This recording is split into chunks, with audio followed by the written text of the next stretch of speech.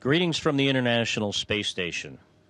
I'm NASA astronaut Scott Kelly, along with my Russian colleagues and crewmates, Station Commander Gennady Podolka and Flight Engineer Mikhail Kornienko.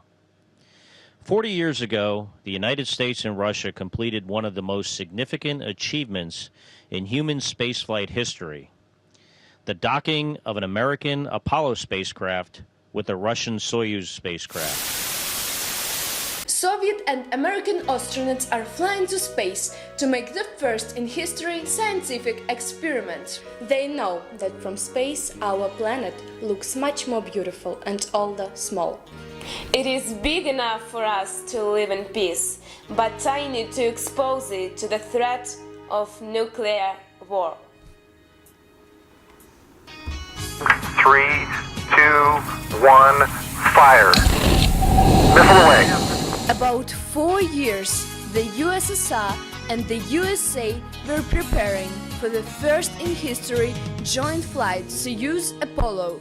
And today, on July 15th, in 1975, at 15:20, the Soyuz was launched. After 7 hours, the Apollo is launched.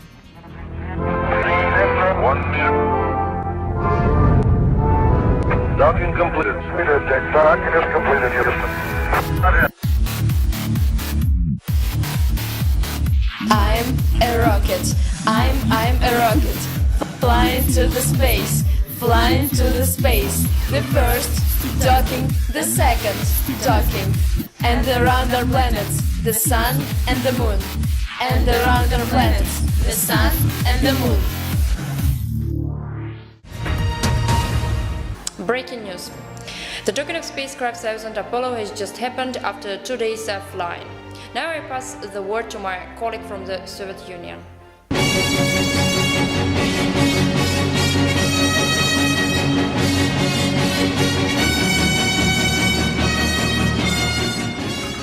Good evening, live broadcasting from Moscow today on July 17 in 1975 at 1919 Greenwich, a Soviet astronaut Alexei Leonov and an American astronaut Tom Stafford shook hands through the hatches of the spacecraft. Now we have to wonder how these facts will affect the relations between the Union of Soviet Socialist Republics and the United States of America.